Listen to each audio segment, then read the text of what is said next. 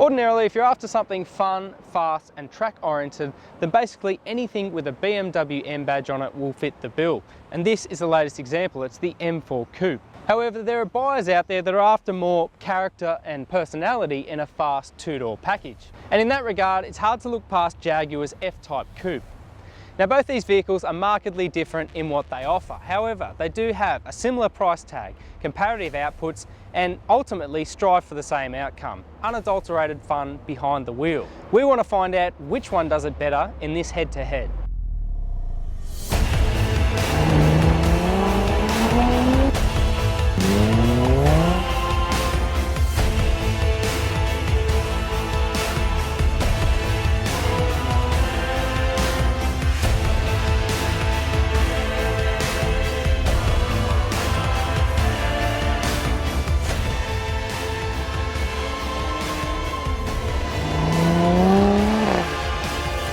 Now, before you think we've lost our marbles, yes, the sensible and logical comparison here would be to instead put the M4 up against the Mercedes-Benz C63 AMG or the Jag up against the Porsche Cayman. But we've done both those tests already, so instead we have arguably two of the most exciting coupes to hit the market this year. We've listed 5 different areas of testing to evaluate both these vehicles: value, interior, what's under the bonnet, how it drives, and finally curbside appeal. But first, let's talk money. The M4 is actually the dearest car here. It's priced at $166,000 plus on-road costs for the coupe shape, a little bit less for the M3 sedan. Now for that, you get a pretty decent list of standard features. They include 19-inch wheels, adaptive M suspension, bi-xenon lights, and all the usual tech gadgets inside, including sat-nav, a reversing camera and parking sensors, and dual-zone climate control. Now, like the BM, the Jag comes in with a pretty decent list of gear. However, it's $12,000 cheaper than the M4, priced at $152,000 for the mid-spec V6S that we're driving. For that, the F-Type misses out on full electric seat adjustment, a reversing camera, front parking sensors, and dual-zone climate control, items that can be optioned with change from that initial $12,000 saving. So a fairly straightforward win to the Brit. The next category is to do with how a lot of those features are packaged together in the interior. Now, the M4 doesn't actually feel all that different to your regular BMW design-wise. If you have a look, it's got the analog dials in the speedo there, and the general dashboard layout is pretty similar to your run-of-the-mill Beamer. The overall craftsmanship and quality of the materials, though, does feel a step above.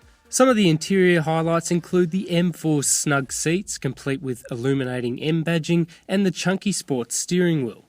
The BMW gets the basics right as well, such as driver position and outward vision. The M4's big trump card, though, is space, with a back seat big enough to accommodate 2 adults on moderate trips and a generous 445-litre boot. We'll take a look at the Brit now. It's fair to say that this car has really captured people's minds and attention with its exterior looks, all the character lines, its really nice proportions. Inside, it's a similar sort of story. You jump in, hit the start button for the first time, and everything sort of lights up at you. There's a nice LCD screen for both the climate control buttons. The middle air vent rises up out of the dashboard. There is definitely a sense of occasion with the F-Type's interior. However, it isn't likely to be as broadly admired as the M4, missing out on the same storage options and practicality from its restrictive 2-seat layout. Firm seats and some low rent materials also take away from the cabin ambience. But the bigger issue could come from the boot. As you can see, it's actually a lot smaller in capacity. The other thing you have to consider with this Jaguar is that it's got this space saver spare tyre on top, so you're really only limited to one suitcase, if that. So the conventional fit-out wins in the interior stakes. Now to find out what powers these two juggernauts. Now, the big area of interest with the updated M3 sedan and new M4 Coupe is what resides under the bonnet. BMW have moved from a naturally aspirated V8 engine to a twin turbocharged inline 6. And while it might not sound as good on paper, it's actually got more power and it's more efficient than before. The 6-cylinder engine produces 317 kilowatts of power and 550 newton meters of torque, corresponding with a faster sprint time of 4.1 seconds to 100. Petrol consumption is also improved, reduced to a very frugal 8.3 litres per 100 kilometres combined. The Jaguar's capacity is also rated at 3 litres, however it relies on a supercharger instead of the BMW's turbocharger to boost its power. The V6S sits at the midpoint of the F-Type range, offering 280 kilowatts and 460 newton meters. Now crucially, those peak values aren't available as early as the M4, which helps explain why the official 0 to 100 time is marginally slower at 4.9 seconds. So a fairly straightforward win there to the M4. Now to see how those engines interact with the rest of the car. Now the big point of contention for the M4, a lot of it comes down to the engine sound. A lot of people have said it's not quite what the V8 powered M3 was.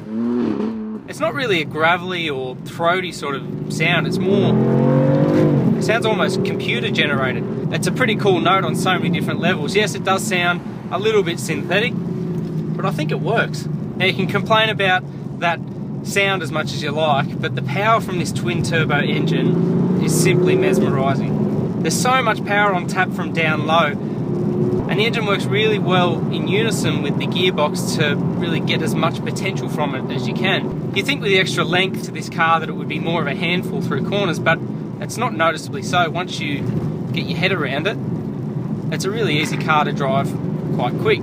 The thing I really like about this car is that there are so many different ways you can tailor it, in either the steering, the engine, the adaptive dampers, or also the gearbox. There's 3 different choices for each. You can make them as efficient as you like, or as aggressive and peaky as you like. Now the BMW isn't as darty or quick to react to steering input as the F-Type, but by the same token, it's a lot more immune to mid-corner kickback through the steering wheel,